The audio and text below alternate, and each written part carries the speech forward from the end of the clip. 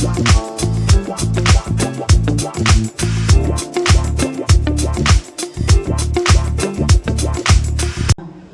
Tuhan, pagi hari ini kita akan sama-sama belajar dari Ibrani pasal yang ke-12 ayat yang pertama sampai dengan ayat yang keempat.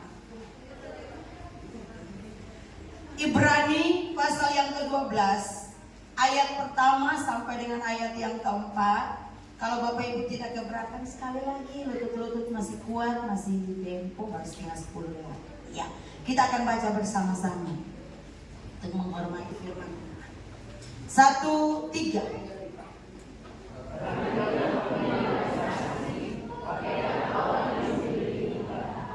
Marilah kita meninggalkan semua beban dan dosa yang begitu merintangi kita, dan berlomba dan bertekun dalam perlombaan yang diwajibkan bagi kita. Marilah kita melakukannya dengan mata yang tertuju kepada Yesus, yang memimpin kita dalam iman dan yang membawa iman kita kepada kesempurnaan, yang dengan memperdayakan iman tekun memikul salib ganti sukacita yang disediakan bagi Dia yang sekarang duduk di sebelah kanan. Ingatlah selalu akan Dia yang untuk menanggung pertanahan yang sehebat itu terhadap dirinya dari pihak orang-orang berdosa, supaya jangan kamu menjadi lemah dan putus asa. Dalam pergumulan kamu melawan dosa, kamu belum sampai mencucurkan darah. Terima kasih, silakan duduk Bapak Ibu.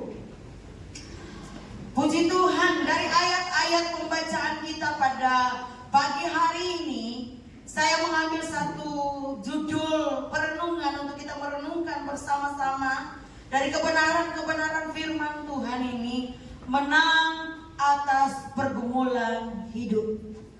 Di dalam perjalanan kehidupan kita ada begitu banyak pergumulan-pergumulan hidup yang harus kita gumuli dalam menjalani hari-hari hidup ini.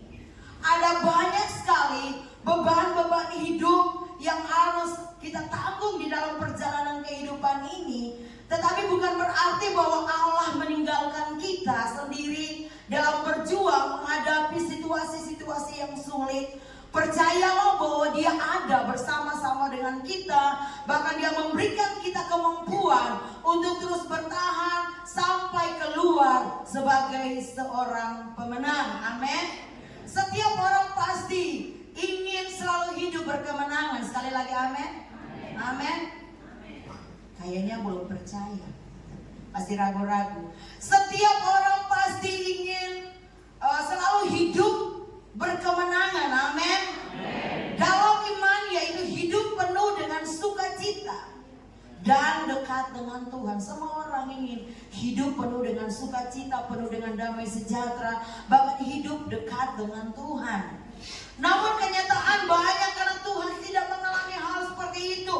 Mereka malahan kalah dalam iman dan mundur dari Tuhan karena begitu banyak tekanan, masalah, persoalan yang datang silih berganti. Sebagai manusia, kita tidak mampu bertahan menghadapi segala situasi yang sulit.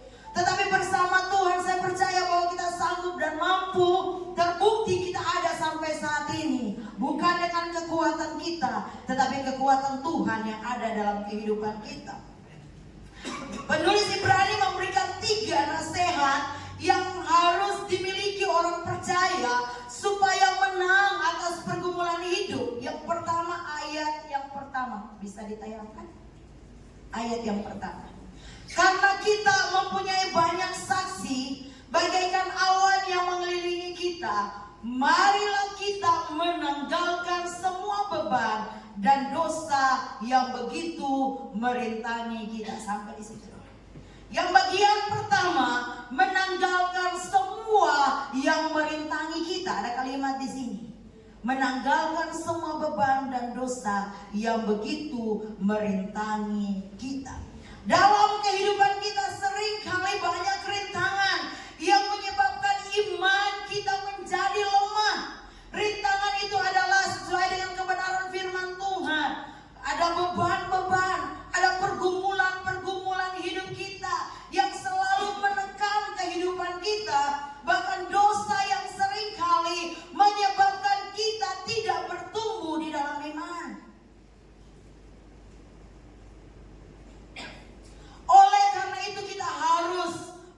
menanggalkan semuanya. Amin. Amin. Dengan jalan datang kepada Yesus dan meminta Yesus melepaskan kita dari semua beban dan dosa yang merintangi perjalanan kehidupan kita. Matius pasal yang ke-11 ayat yang ke-28 berkata, "Marilah kepadaku semua yang letih lesu dan berbeban berat, aku akan memberikan kelegaan kepadamu." Sebuah ajakan yang sangat luar biasa bagi kehidupan kita. Saya mengambil sebuah contoh.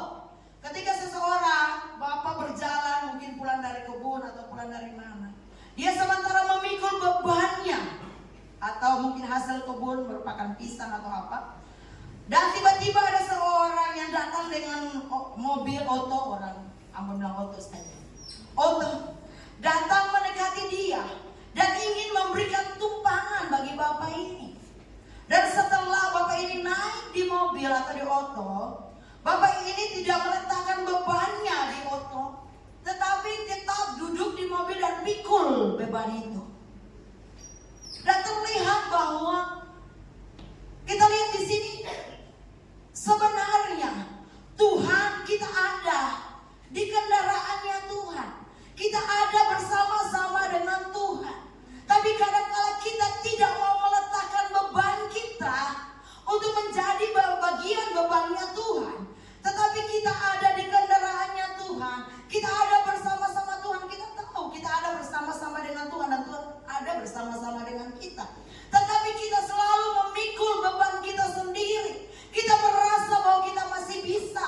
Kita merasa bahwa kita masih mampu. Kata semua pernah naik kapal kan? Sebelum naik kapal, ketika kita punya barang-barang yang paling banyak, pemburu datang dan menawarkan untuk dia bisa mengangkut barang-barang itu bawa ke atas kapal. Semakin banyak barang, semakin besar biaya yang kita harus keluarkan untuk membayar. Itu buruh. Tapi Tuhan tidak meminta bayaran apapun. Dia hanya minta kita setia saja. Dia hanya minta supaya kita mengakui Dia sebagai Tuhan dan Juru Selamat dalam hidup kita. Tidak terlalu susah. Besar beban kita sebesar apapun, Dia tidak meminta bayaran daripada kita. Bahkan Dia membayar kehidupan kita dengan darahnya yang luar biasa. Kemarin kita sama-sama belajar tentang bagaimana kita menghargai salib Kristus. Dia tidak minta sesuatu dari kita yang akan membebani kehidupan kita, sehingga kita bersungut, kita mengeluh dengan apa yang Yesus ingin kita lakukan. Sebenarnya yang Yesus tawarkan kepada kita sangat mudah untuk kita lakukan. Tapi yang mudah itu kita sulit mempertahankannya dalam kehidupan kita. Kita merasa bahwa itu mudah saja, nanti besok saja baru beta akui. Tidak.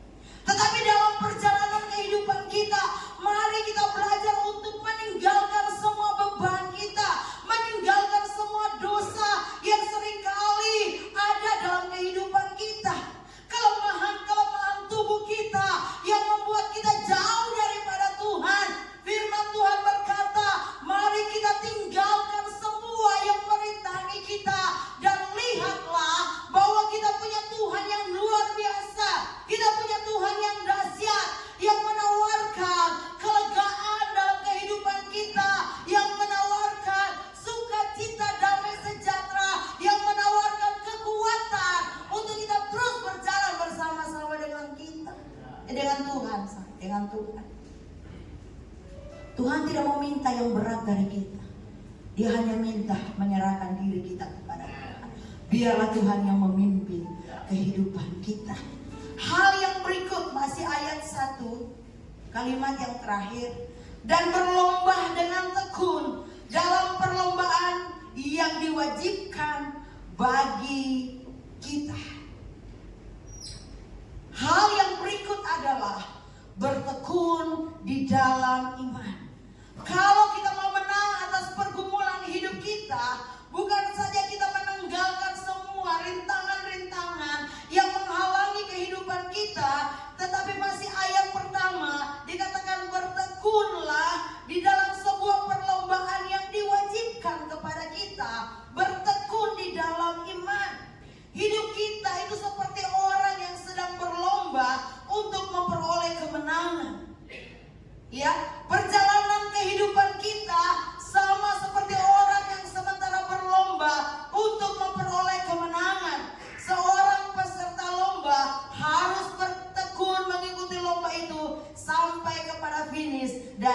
dia memperoleh gelar juara.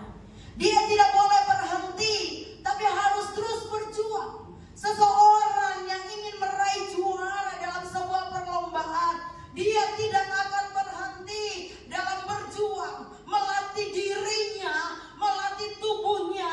Kalau dia seorang pelari, dia akan terus belajar untuk berlari lebih dan lebih lagi.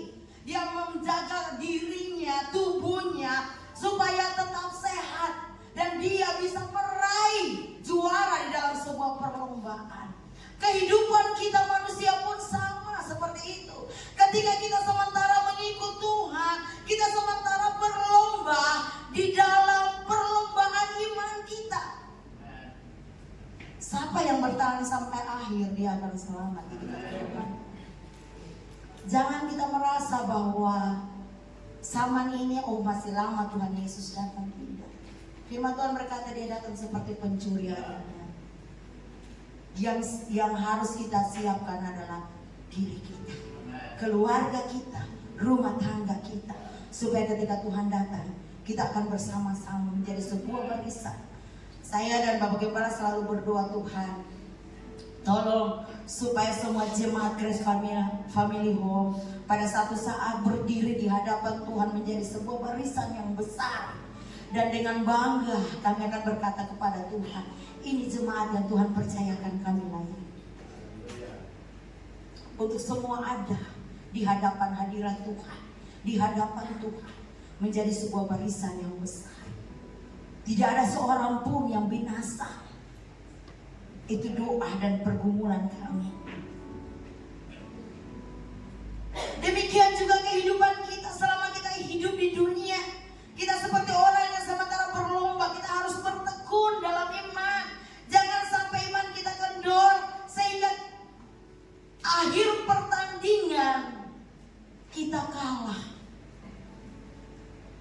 Karena bukan langkah awal yang menentukan, tapi langkah akhir yang menentukan.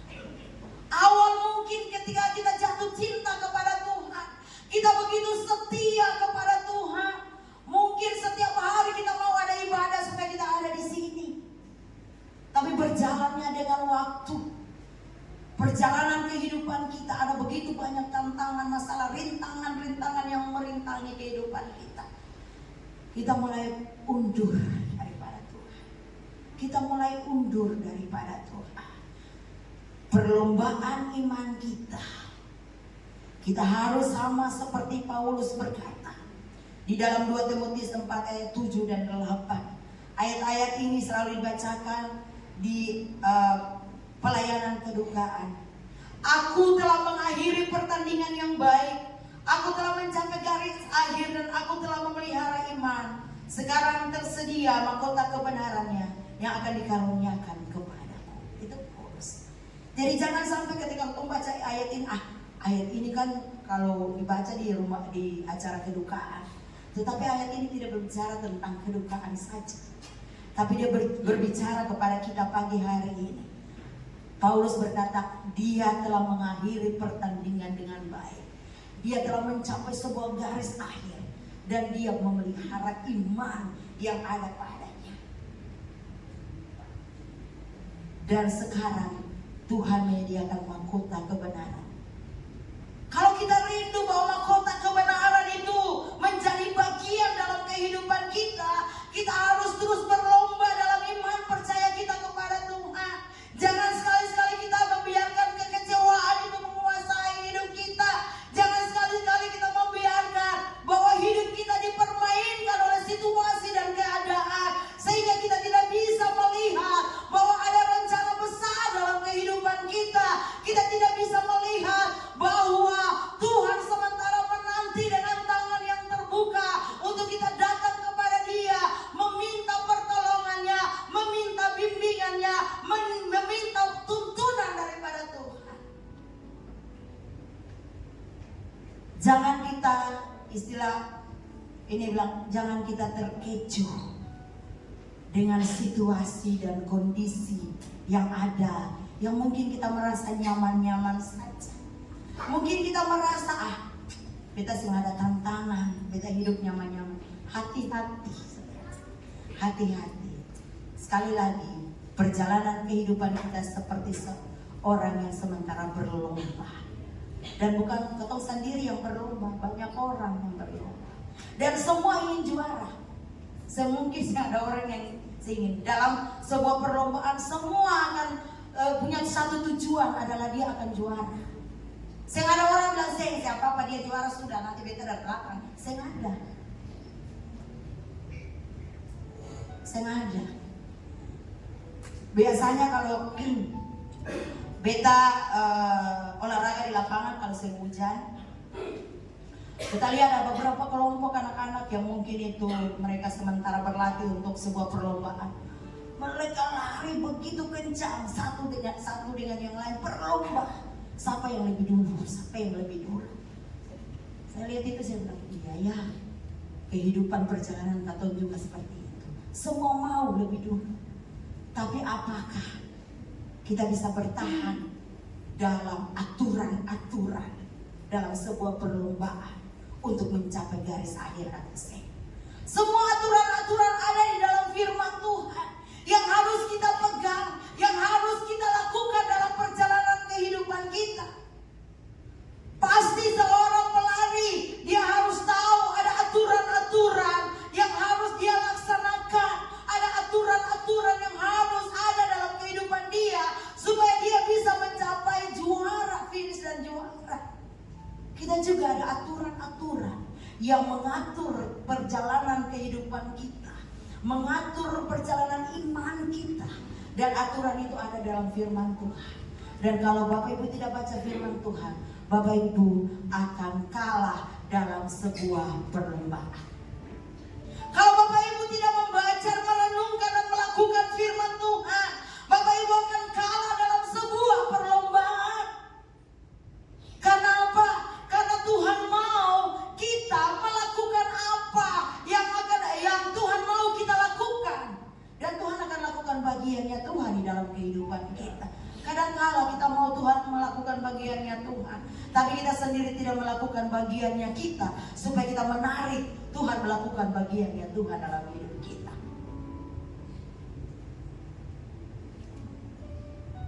Saya percaya bahwa kita semua rindu Tuhan memberikan mahkota kebenaran dalam kehidupan kita satu saat. Tapi mari jangan kalah dalam perlombaan. Terus berlomba sampai kau mendapati bahwa Tuhan berkata, "Sabaslai hai hamba-hambaku yang setia, masuklah bersama-samaku makan sehidangan yang enak." Wow, luar biasa. Ketika kita dijamu, jangankan gubernur terlalu tinggi, wali kota atau wakil saja, kita diundang dan kita dijamu. Kita begitu memperhatikan apa yang harus kita pakai, apa yang harus kita lakukan, sesopan sekali untuk kita datang bersama-sama. Cara makan kita harus belajar, karena kita menghargai orang yang mengundang kita, karena itu petinggi dari kota kita. Yesus seorang yang lebih daripada itu. Belajar untuk menghargai apa yang Dia berikan dalam hidup kita. Hal yang berikut, ayat yang kedua dari pembacaan kita. Marilah kita melakukannya dengan mata yang tertuju kepada Yesus yang memimpin kita dalam iman dan yang membawa iman kita kepada kesempurnaan, yang dengan mengabaikan kehinaan tekun memikul salib, ganti sukacita yang disediakan bagi Dia yang sekarang duduk di sebelah kanan tahta Allah.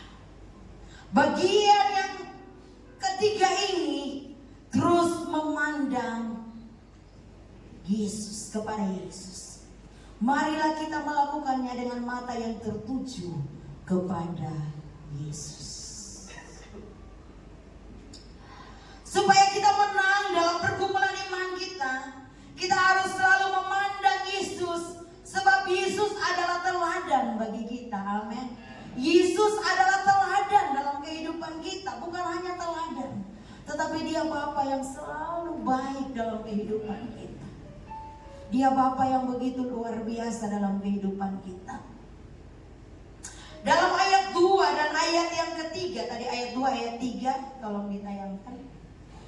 Ingatlah selalu akan Dia yang tekun menanggung bantahan yang sehebat itu terhadap dirinya dari pihak orang-orang berdosa, supaya jangan kamu menjadi lemah dan putus asa.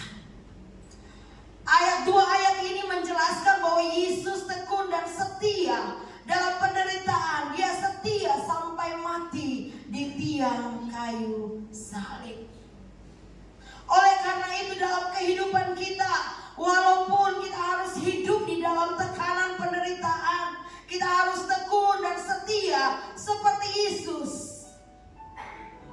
Tapi kita bisa kuat kalau kita terus memandang kepada Tuhan. Kita terus memandang kepada Yesus. Jangan, lagu 21 bilang, jangan memandang salah orang lain, tapi pandanglah pada Yesus. Kadang-kala kita hanya memandang kesalahan orang lain. Kita ada dalam satu situasi yang selalu memandang salah orang lain. Tapi firman Tuhan berkata, kalau kita mau keluar menjadi seorang pemenang, kita harus pandang kepada Yesus. Ketika kita ada dalam masalah, dalam pergumulan hidup, pandanglah kepada Yesus. Yesus akan menolong kita, sebab Dia sumber pertolongan kita. Pertama Korintus 10 ayat yang ke-13. Pertama Korintus 10 ayat yang ke-13.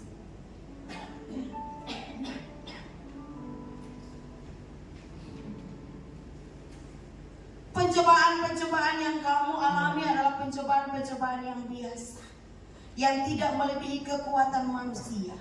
Sebab Allah setia, dan karena itu Ia tidak akan membiarkan kamu dicobai melampaui kekuatanmu. Pada waktu kamu dicobai, Ia akan memberikan kepadamu jalan keluar, sehingga kamu dapat menanggungnya.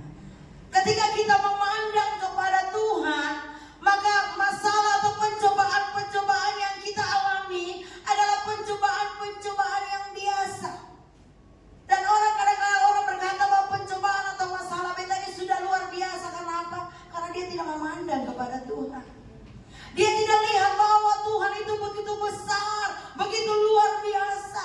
Mungkin Tuhan kita tidak bisa lihat dengan mata jasmani kita, tapi kita bisa merasakan pertolongannya dalam hidup kita. Ketika Dia menyembuhkan kita dari sakit, itulah Yesus ada bersama-sama dengan kita.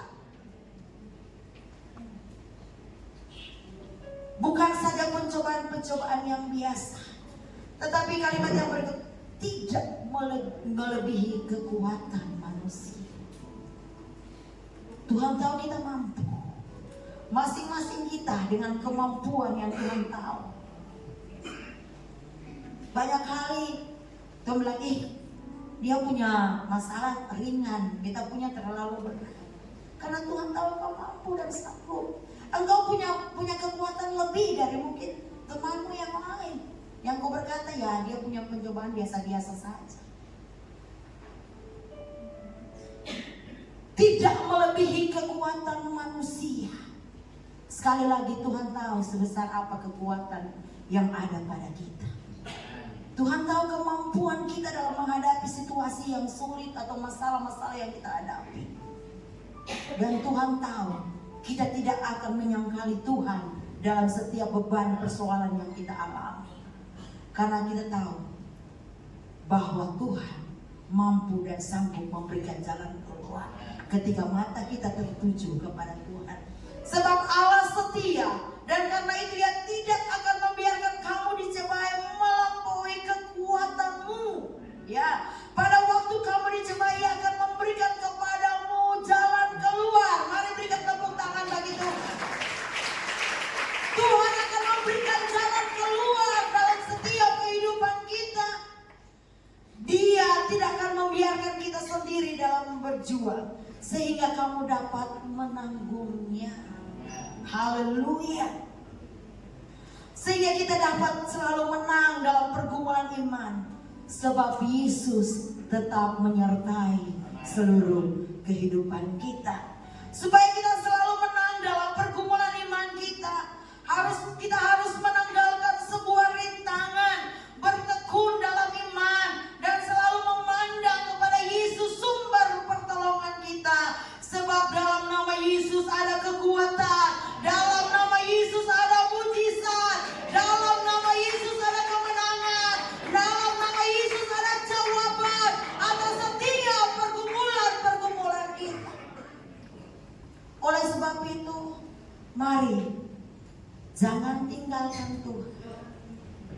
Kalau kita mau menang atas pergumulan hidup kita, tanggalkan semua rintangan, bertekun dalam iman di dalam perlombaan perjalanan hidup kita, bahkan terus memandang kepada Tuhan, karena dari sana datang pertolongan. Sekali lagi kita mau bilang, sebab Yesus yang ketemu pandang, Yesus yang ketemu lihat, Yesus yang ketemu lihat dengan mata iman, ketemu semua. Dia Yesus yang memiliki kekuatan yang luar biasa. Dia Yesus yang memiliki mujizat-mujizat dalam perjalanan hidup kita. Dia Yesus yang selalu akan memberikan kemenangan, bahkan jawaban-jawaban doa atas setiap pergumulan kita. Puji Tuhan, biarlah kebenaran firman Tuhan ini menjadi sebuah kekuatan dalam hidup kita untuk menghadapi situasi yang sulit. Jangan kita kalah dengan keadaan, tapi kalahkanlah keadaan dengan kekuatan yang datang dari Tuhan. Mari saja buat kita semua bangkit berdiri di hadapan Tuhan.